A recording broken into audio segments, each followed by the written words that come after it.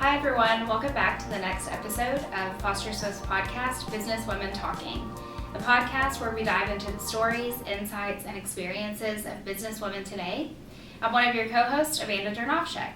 And I'm your other co-host, Lindsey Mead, and today we're joined by a special guest, Emma Bostwick. I'm so happy to be here. We're happy to have you, Emma. We'll dive right into your bio so all of you that don't know Emma can get a chance to get to know her a little bit more. So Emma is the Vice President of Business Attraction at Lansing Economic Area Partnership, which is also known locally as LEAP. LEAP is an economic development organization that focuses on 5 key areas of development for Clinton, Eaton, and Ingham counties here in Michigan, including attracting new businesses, jobs, and investment opportunities, expanding and retaining businesses already located in this region, supporting entrepreneurs and startups, creating economic development programs to assist the local economy, and marketing the Lansing region as a top choice community. And through her role as VP of Business Attraction, Emma plays a pivotal role in driving and leading businesses' growth initiatives and working with organizations of all shapes and sizes.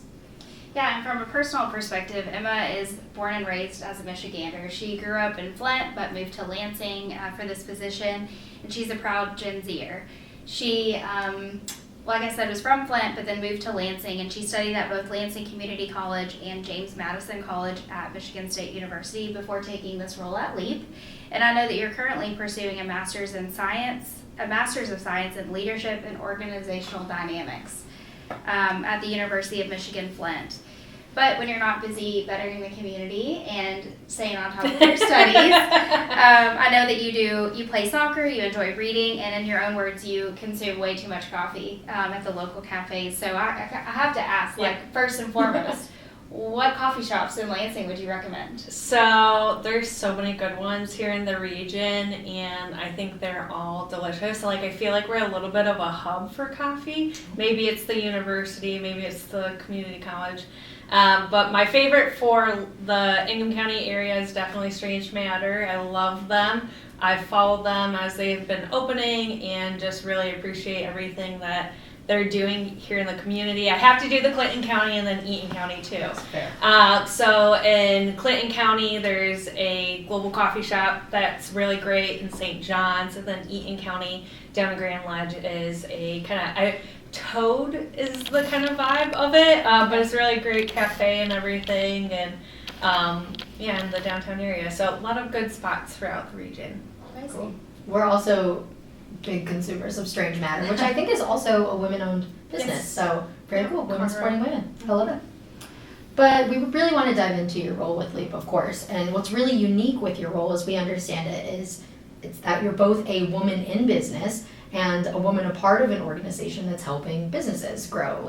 That's LEAP's focus. So for folks who may not know, how would you say LEAP could serve as a resource for women entrepreneurs or any entrepreneur in the Lansing area? Absolutely. So as we're recording this is actually the Innovation and Entrepreneurship Week, which is very exciting. And LEAP has really taken a 3-pronged approach in making sure that we're doing holistic economic development. Mm-hmm. That starts with people in the place, making sure that people take pride in where they live, where they work.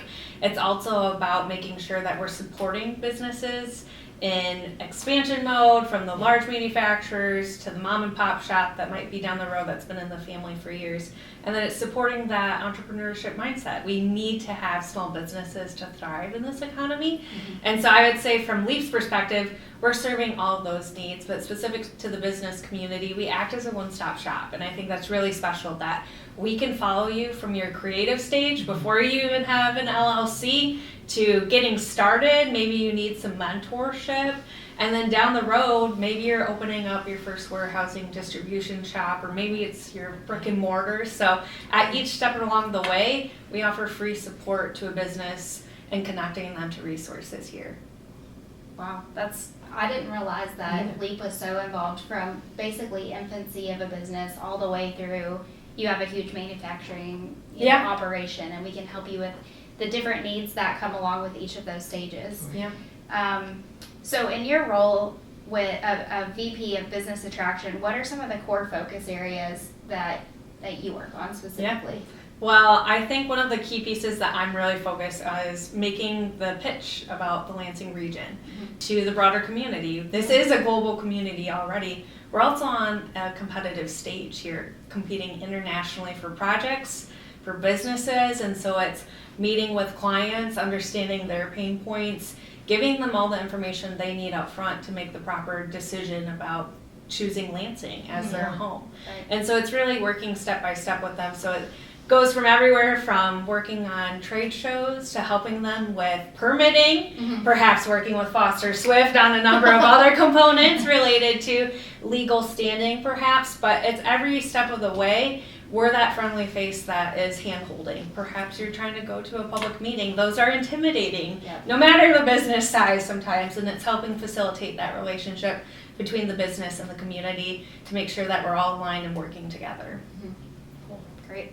Something I want to ask you, Emma, and I know we talked about kind of leading up to the podcast, as a proud Gen Zer, I think it's so impressive to us that you already hold such a prestigious title with LEAP as a Vice President of Business Attractions, and I'm curious, and something we've explored already on the podcast is feeling like, you know, I deserve this, I'm good at my role, and even if I'm the youngest at the table or the only woman at the table, what are some of the ways you've kind of conquered that feeling, if you've experienced it at all? Yeah, I definitely have, and I think everybody should feel that. I think there's a way to build empathy, even as you grow in your career, that you understand that starting a first-time job for anybody is a new awakening. Most of us, when we walk into a job on the first day, we don't know what we're doing, right?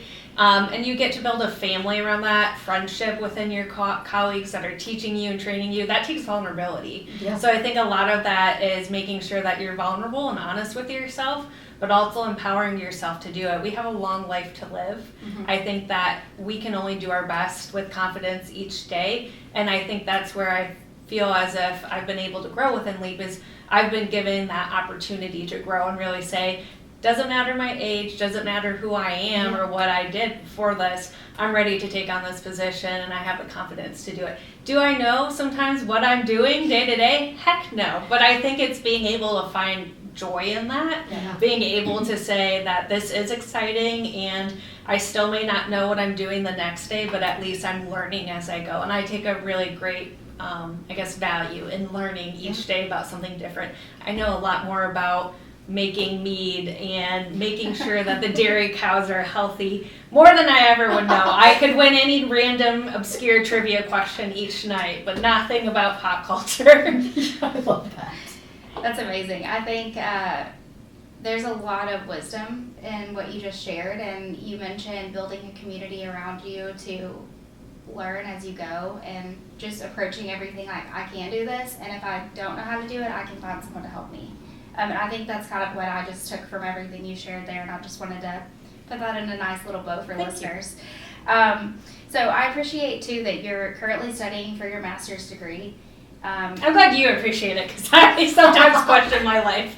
Well, that's kind of what I want to ask about because it's difficult to pursue a master's degree. It's going to be demanding on your time. It's going to weigh on you heavily to make sure you're getting the most out of a program that you're paying money for, but you also want to be a good employee. So how do you balance those two things, and what made you make the decision to go back to school? Yeah, those are all great questions, and I think I sometimes reflect on those questions day to day, good or bad, but I think from my perspective, it was being in a position as VP, I wanted to do honor to the colleagues I work with and the people that report to me perhaps directly, whether it's now or 10 years in the future that I may also be in a leadership role. And so I definitely decided to pursue this specific master's degree because I wanted to be the best leader as I could. I think there's a lot of impact that is given to a leader, and it's also a lot of responsibility. You're really impacting people's day-to-day lives, and they're bringing in everything to the table, and it's important that you're meeting them where they're at as a manager.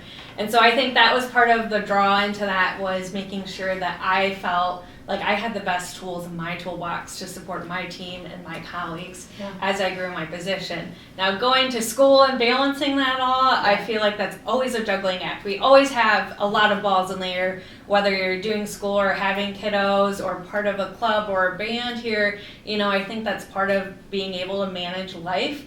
Is never easy. I'm not sure that anybody has figured out the equation to do that, but I take pride in just knowing that I am doing my best as much as I can, and also learning something new. I do enjoy being able to learn these random books and texts that I have not yet explored in my day-to-day life. So Yeah. Great. So before we move on too, when I read off what you're studying, it's leadership and organizational dynamics. Before we jump away from this, what does that mean? That's a great question. It is a great question. I would say that it's really about making sure that you have leadership skills. You're really actually taught the foundations of talent management. Okay. There's a big textbook sitting at home, but it's like a handbook for managing employees. And I really value that. It's making sure that you're seeing what has done in the past that was maybe really great from a leader's perspective and maybe not so great. And I think you get to learn kind of from those experiences. And then there's actually theories out there about different leadership models like path goal theory and a couple of others.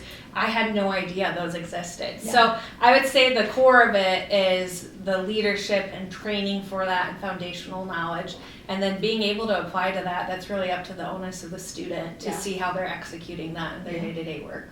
Great, thank you. Very cool. I'm curious too, Emma, and I know, like I said, we discussed being in Gen Z and the reputation that comes with that. And I love that you're a confident representative of that. But where, I'm asking you to kind of hypothesize here, but where do you think that bad reputation kind of comes from, and why do you think it's so important to be a bubbly and, hopeful advocate for that generation? Yeah, I think a lot of it maybe has come towards that like electronic usage and all these other things, but I've really been just so happy because I think Gen Z, if anything, uses those as tools and tools in the toolbox. And so from my perspective, in some ways, it's actually bringing light into the workplace. They definitely don't always know what is named as slang words about what I'm using, right? But I do think there's a funness to that. I think that Gen Z in some ways brings a more lightness to the work because it brings in that reality that we're all people and that, you are your best self professionally when you are able to bring yourself personally into the work as well. Sure. So I think that brings a really happy medium. So I think from Gen Z's perspective, they have a lot to offer and on the table, and I think that some of the things that may have come out as a bad rap is actually maybe a look in the mirror point for other folks in different perhaps generations, maybe in the same generation, about why is it that they're asking for certain things or why are they making these concerns, and maybe that's actually reflective of some of the thoughts we've all had at our core as we grow up, and maybe in future generations we'll look back on Gen Alpha that way too. Yeah, that's a great point. Yeah. So I think the generational discussion is interesting, and I know we've had trainings here at work about how to manage. There's a lot of different generations in the workforce right now.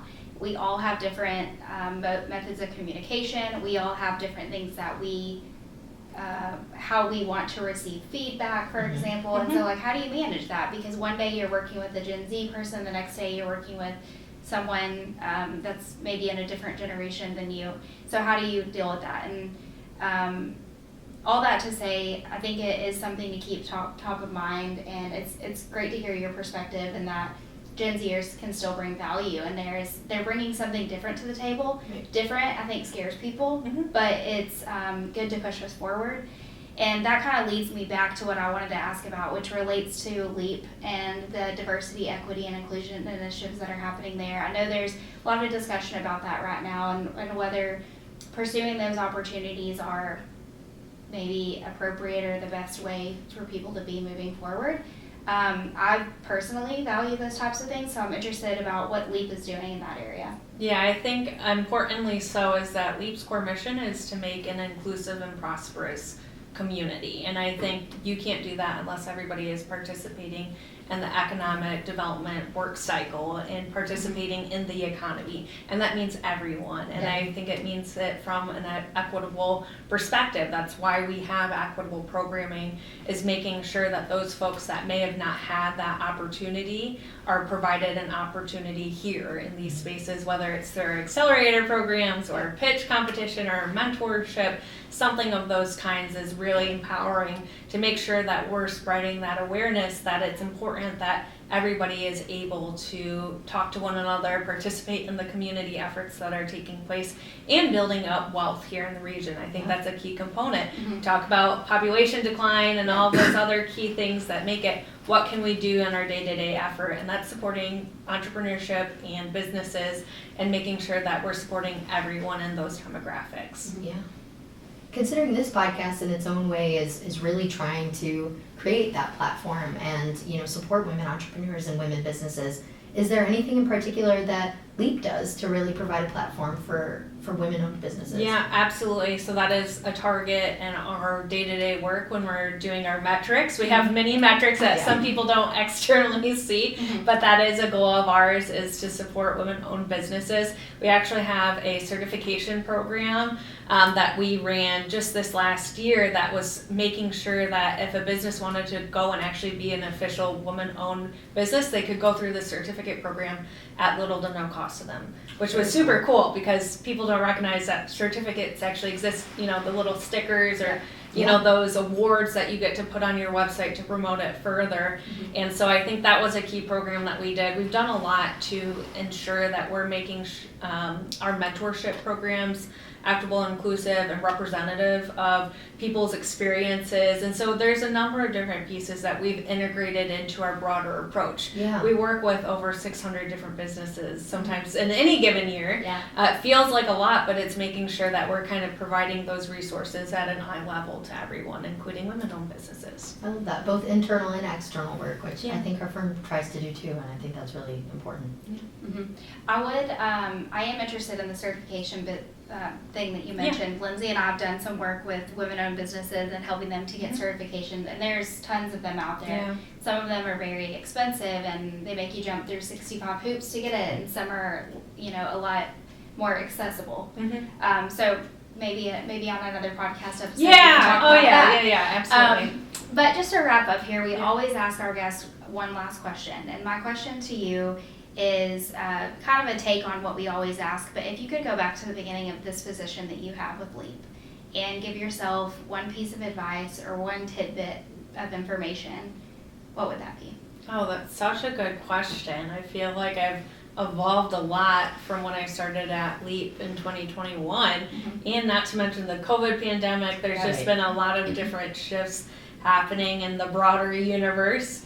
I think from my perspective, it would be providing myself the opportunity for grace. I think a lot of times, especially women, are very hard on themselves, and we actually see that statistics are showing that they're harder than themselves than oftentimes men are, and sometimes because of that we don't take the opportunity that we should because we may or may not be perfect at it. We've been socialized to be perfect at everything. So I think for myself, it's reflecting and telling myself, give yourself grace, give yourself time, give yourself that space not to go as hard on yourself internally and perhaps be as anxious as I was at that point in time, but keep on growing and making sure that I feel that I have that room in my internal self that says you have a runway, don't run away from it. Yes. I love that. Well, thank you so much, Emma. Oh, Sorry, I was just I love that. Well, and the same concept too came up in our discussion with Julie Holton. Yeah. She said the same thing, that women, you know, she was referring to statistics about opportunities for a job, and women are going to make sure that we can cross every T and dot every I, and then sometimes men may not feel that way. And so, I mean, you're saying and you're in a different generation than Julie is. Both of you are having similar experiences, and it's just. Yeah, it's nice to take a moment and just hear from another professional to say, like, you have grace, give yourself some space, everything's going to be fine. Be kind to yourself. Yes. It's so important. Yes, so thank you so much. This has been a great conversation. So appreciate it. There's so many opportunities and cool programs that you all offer, so thank you so much for providing that information today. If you want my information, Lindsey's information, or Emma's information, we will link that on this video and on the podcast. And if you are a businesswoman in the Mid-Michigan or Greater Michigan area and you'd like to be a guest on our podcast, please reach out to us at info@fosterswift.com. And yeah, we look forward to the next conversation, and we'll see you next time on Businesswomen Talking.